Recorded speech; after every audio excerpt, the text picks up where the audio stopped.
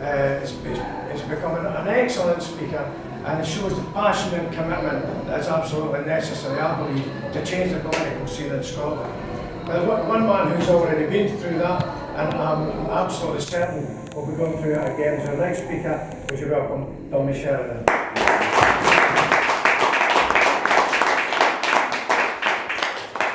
Thanks very much, Jock. It's always a pleasure to come to the Kingdom of Fife to address political meetings. I managed to address, I think, about 12 in the course of the referendum campaign of 2014, and we always had very, very healthy turnouts, and we had a very healthy debate. I've got to say, when I listen to the facts and figures that Bill's brought to the meeting tonight, it is so refreshing to listen to somebody who's actually done the homework, who's actually done the research, who's able to provide you with the details of policies. Because when you watch the TV and you listen to the radio and you listen to some of the nonsense you get from these mainstream parties, it really pisses me off that they have got so much research at their hands, they've got so much time, they've got so much money and resources,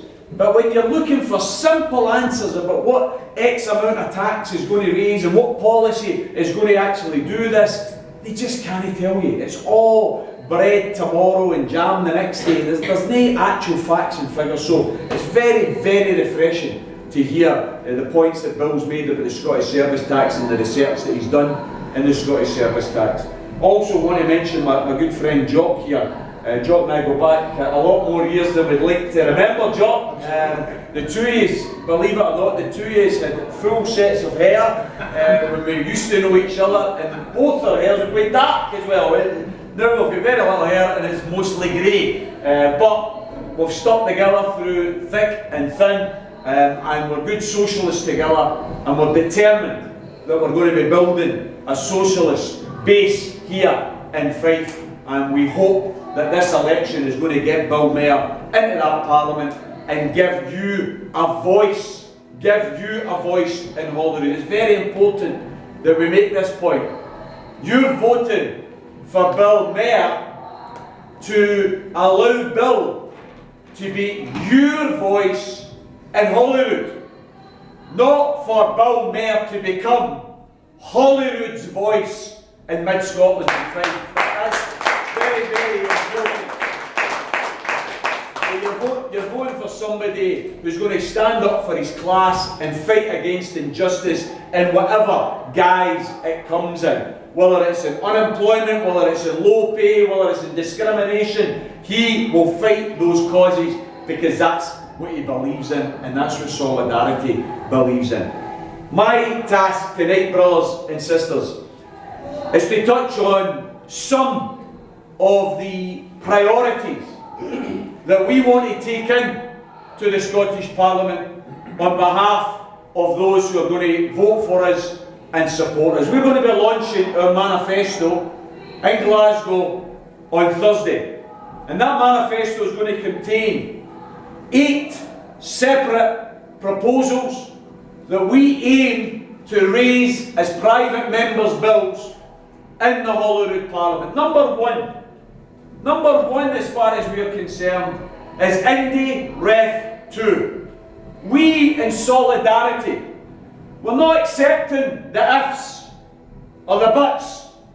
We in Solidarity believe that we were lied to, conned, cheated, bullied by the British establishment, who are desperate to stop Scotland becoming an independent free nation. They did everything that was required to try and frighten the people of Scotland into staying chained to that Westminster Parliament. And by the way, I remember mid-2013 when the opinion polls told us that support for independence was sitting at 26%. By September of 2014, support for independence had risen to 45%. Undoubtedly, the British ruling class with their hired liars in Fleet Street and in the British Bias Corporation, undoubtedly, they used what they had at their disposal to frighten sections of our community, particularly the elderly. Particularly the elderly. If you look at the figures for that referendum, what is absolutely clear is if you were young, you voted for independence. If you were working class, you voted for independence. But if you were elderly, you voted no. You voted no because you had those hired liars phoning up pensioners, producing leaflets, telling everyone, if you vote for independence, you'll lose your pension. You'll lose your pension. Wasn't just your pension you were going to lose. Apparently Tesco's was going to close. B&Q was going to leave Scotland. The Royal Bank of Scotland was going to leave Scotland. And of course we in the Yes movement made the point time after time. The only banks leaving Scotland and an independent Scotland would be the food banks, because we'd be closing them down. We'd be closing them down on the basis that we don't see food banks as a plus in society. We see food banks as a sign of failure in society. The welfare state was supposed to support people cradle to grave. The reality is the welfare state has been ripped asunder by the Tories of the red variety and of the blue variety. Let's forget for a moment that Blair and Brown were responsible for dismantling the welfare state as well. They set up the early ATOS. They introduced tuition fees. They cut away housing benefit. They paved the path for the bedroom tax. And of course they took us into an illegal war. And they sold off our public finances in the shape of the private finance initiative that they signed us up to all across Scotland. I've got the figures for most of their local authorities. I don't have the figures at my hand for Fife. But let me give you the figure for Glasgow. Glasgow City Council. I remember fighting against them when I was in the city chambers. They were telling me they were going to refurbish or build 25 new schools. And they were going to use this wonderful model called Private Finance Initiative. And I said, well, what is this? What's so wonderful about it? Well, what we're going to do is we'll get all these private companies and they'll provide us with the money and we'll then build all these schools. I said, well, how do you pay it back? We'll pay it back over a number of years. We'll pay it over 30 years. I said, well, why don't we just do it the way we do it all the time? The Public Works Loan Board, where you borrow the money to invest and build schools and hospitals and roads. That's what we've done. That's how we built the whole of society. The Public Works Loans Board. What is it? It's bonds. It's government bonds. You pay very, very low interest. You get companies who pay into these bonds and you get money for public works. That's what we've done for time immemorial. But wait a wee minute. That goes down as public debt. And Brown and Co thought, oh no, we don't want it to come down as public debt. We want to hide it. We want to hide it as part of the European Union's membership requirement. You're not allowed to have too much public debt. So what we'll do is we'll get these private companies to give us the money and it doesn't appear in the public debt book. Brilliant, it's great. And I says, no, it's not great. Because they're wanting you to pay back 5, 6, 7 times more money than you're actually borrowing. It's actually the economics of the General George shop. How many of you've been to the high street, you see these big cracking TVs in the window, and you say, oh yeah, beauty, £5 a week, oh brilliant, it's worth £300, you go in there, you sign up, oh you only pay £5, well look at the telly I've got. The problem is you've paid up for 5 years, you're paying £3,000 for a £300 telly. You think that's daft? We think it's daft that Wonga gets away with the interest rates that they can charge. And what we have is a government, not a private house, a government treating us like idiots. In Glasgow, they had a £225 million refurbishment programme. 225 million. 15 years later, We've paid, City of Glasgow, we've paid 1,300 million for a £225 million programme. Glasgow, in the next 15 years, is still to pay back another £783.7 million for schools that were built 15 years ago. By the end of this programme, this £225 million worth of schools is going to cost us £2 billion.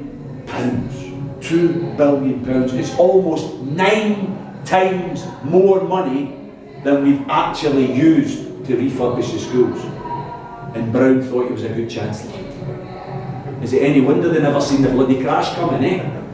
These are the people who have sold us out as far as public finance is concerned. And these are the people that we have to stand up and say, see you lot, you owe us an apology for Iraq. You owe us an apology for PFI. You owe us an apology for opening up the welfare state to the privatisation that's happening here and now under the Tories. We, within Solidarity, we're saying loud and clear, Glasgow City Council, and we're the same in Fife, Glasgow City Council has passed a budget 2 weeks ago.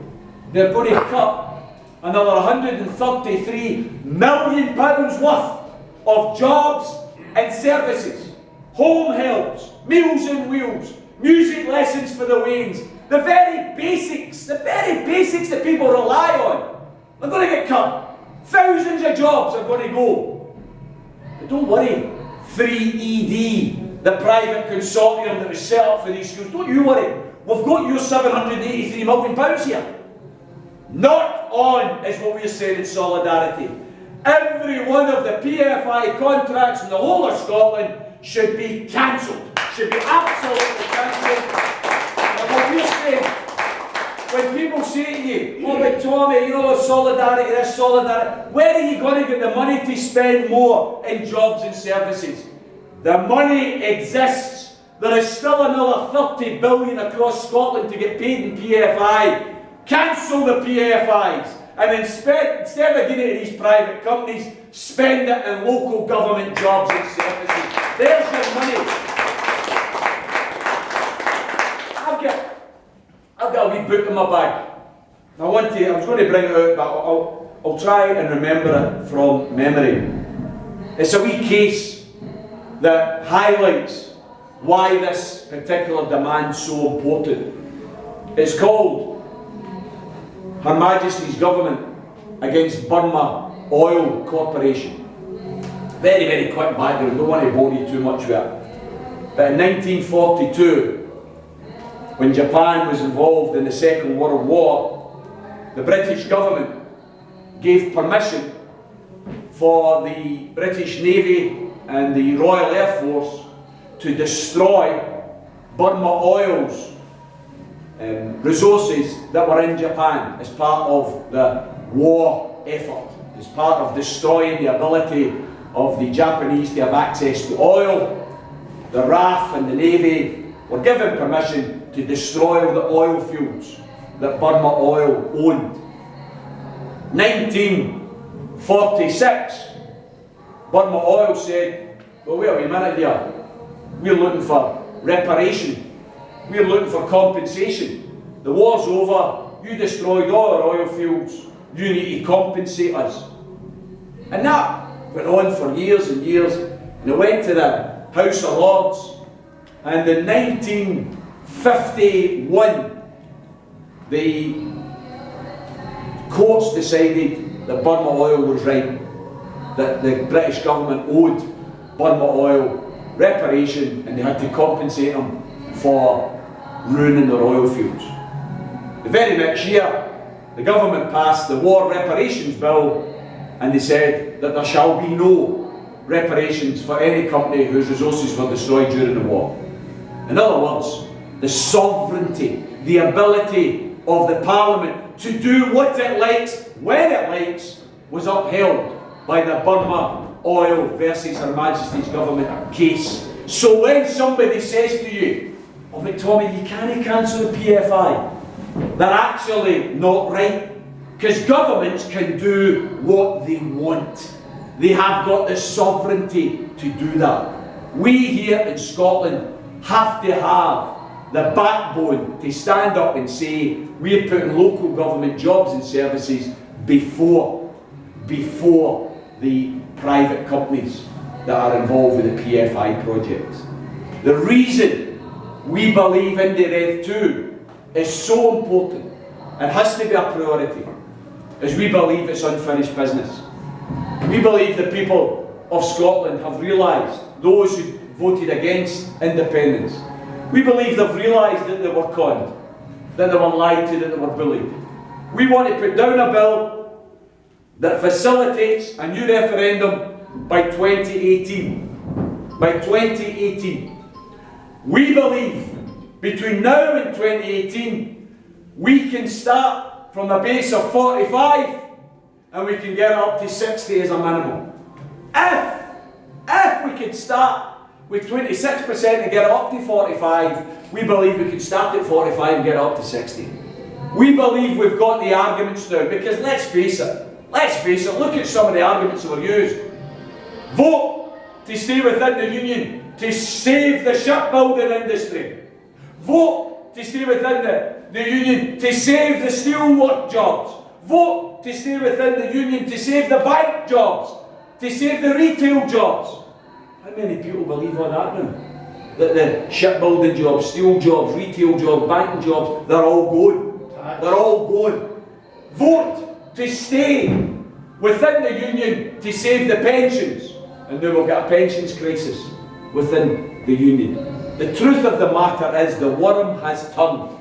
Those lies and those distortions will not work again. We are a party that's a socialist party. Unashamedly a socialist party. But we're also unashamedly a party that stands for an independent Scotland. We believe passionately that Scotland has the democratic right to run its own affairs. We have the democratic right to get the government we vote for. That's all we're asking for here. And for those who say, as some people do, oh but Tommy, 2018 is too early. It's too early, Tommy. Let's wait. Let's wait till the polls show a better majority, a higher majority. I've got to say to you, brothers and sisters, you know what? I don't actually speak for those who argue that we should wait. I speak for those who are the victims of austerity here and now. They can hardly wait to 2018, never mind wait longer than that. I think we've got to speak up for those on benefits, for those disabled, for those on low pay, for those who face job insecurity. We've got to speak up for our youngins that have got very little prospects as they leave school, they leave college, they leave university. Such is the contraction of the economy under these people. Such is the inequality that's built into this system, that if we don't break the chains of Westminster, then we're going to ruin a whole generation. I speak for those. Solidarity speaks for those with little voice, for those with little power. Those that have got a nice job and secure home and maybe they've got a decent wage, maybe they can afford to wait, maybe they can. But those at the bottom end of the pile can't afford to wait. And that's why 2018 for Indirect 2 is vital as far as solidarity is concerned. In 1999, I was elected to the Scottish Parliament.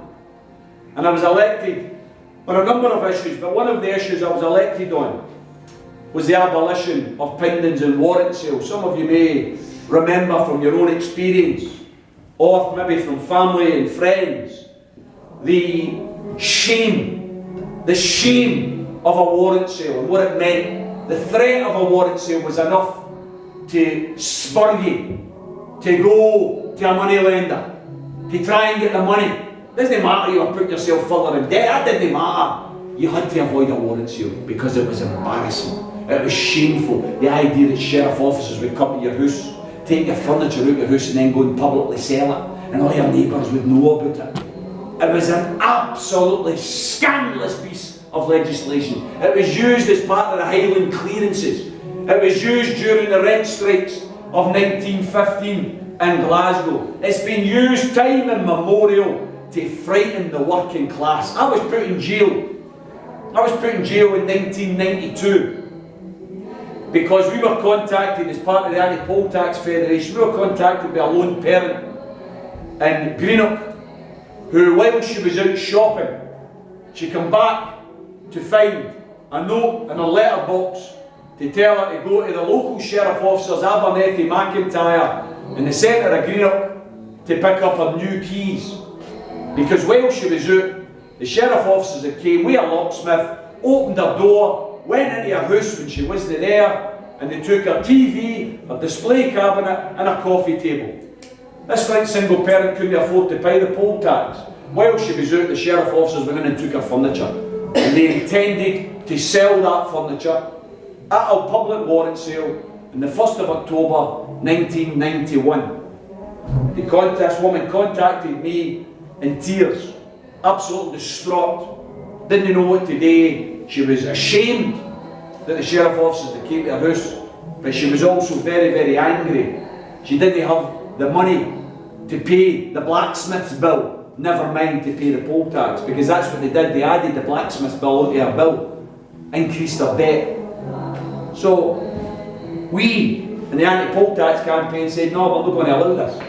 We're going to organise, we're going to stop that warrant sale. We only got 7 days notice.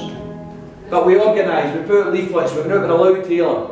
It was supposed to take place up in Turnbull Street in Glasgow, just near to the Tron Gate. And what happened was the day before, while I was in the house, I heard a letterbox. I thought, who's that? And I went out to I stayed in a tenement building, tap flat. And when I got out to the door in the hall, there was a big brown envelope through the door, and I looked at this brown envelope, rolled up, and it was some legal document, because it was signed by the court. And then I heard car doors down in the street, and I looked out the veranda, and there was a big red Peugeot 405, two guys with suits jumping into the motor. Turns out it was two sheriff officers. Now they were supposed to give me this, it was called an interim interdict. They were supposed to give me it in my hand, but they didn't bother, they just put it through the letterbox. And this interim interdict arrived the day before the warrant sale was due to tell me that I was banned. I'd been interdicted from interfering with the warrant sale. So, myself and probably 500 or 600 others, the next morning, we went to Turnbull Street and we went into that yard and we surrounded the blue transit van where that woman's furniture was. And we surrounded it with a ring of human solidarity. And we said to the sheriff officers, there's no sale taking place here today. Police came, quite a few of them came. Oh, you'll need to move away, you'll need to move away. We said, we're not moving away. Well, if you don't move away, we'll need to arrest you. Well, go ahead. You're going to need a lot better than what you've got there to arrest us. And there was a wee bit argy-bargy, and then the sheriff officers were instructed by the police to call off the warrant sale. The warrant sale was cancelled. And that single parent got her furniture back. I then took the interdict to it and I explained to the crowd what had happened. And I ripped it and threw it up in the air. Turns out it was quite an expensive wee bit of paper. I got 6 months in jail for it, but there you go. But I've got to say to you, brothers and sisters, that was in 1991 and I got put into jail in 1992. I've got to say to you, if I had the same decision to make tomorrow, I'd make the same decision, because what we have to do here, what we have to do sometimes is we have to be prepared to make a stand on issues, to stand up and be counted on issues. That was an issue of principle. Warrant sales were an archaic disaster, completely archaic, completely unfair, completely barbaric. They had to go. I was put in jail 1992, socked in jail 6 months. 1999, 7 years later, I stood in the Scottish Parliament and I didn't have my prison gear on, I had a suit on, and I moved the bill to abolish pindings and warrant sales. And within 12 months, we got them abolished. We got them changed. I introduced that bill 3 months after being elected. It was the first private members bill of the Scottish Parliament, so it made a bit of history. It's the first private members bill that was introduced. It's the first private members bill that was passed. Brothers and sisters, the reason I tell you that story is because we know what we're doing. We are no new kids on the block here. We are asking you to give us your support, but it's a bit like a job interview. When you go for a job interview, there might be loads of people that are applying for the job. As Bill said, that's what happens at Amazon. There may be lots of people who are qualified for the job. You've got to ask yourself, who's the best qualified for the job? Who do you trust most to do the job? I'm saying that if Solidarity is elected, that within 3 months of being elected, we will introduce a bill to facilitate Indie Ref 2 by 2018, because we know what we're doing. We know how to do it, we know what we're doing, and we know what's required. Yes, we'll introduce measures to oppose austerity cuts as well. We'll be arguing for cancelling a PFI. We'll be demanding a ban on fracking. We'll be demanding that we remove Trident nuclear weapons from Scotland. We'll be demanding that we stand up and be counted, and instead of just giving us words of opposition to cuts, we actually start organising from Holyrood to all of the local authorities, all the local authority trade unions, all the local authority community groups, pensioners groups, children's groups. We need to organise a council of war. A council of war that takes on Westminster. This is a British Parliament that only got one representative out of 59. One representative is all they've got representing Scotland.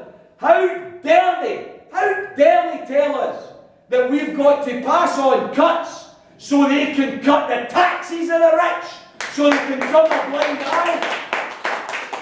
They can turn a blind eye to the tax evasion for the big multinational corporations, whether it's Amazon, whether it's Google, whether it's Starbucks, whether it's Facebook. Turn a blind eye, turn a patch when it comes to the multinational corporations evading their tax.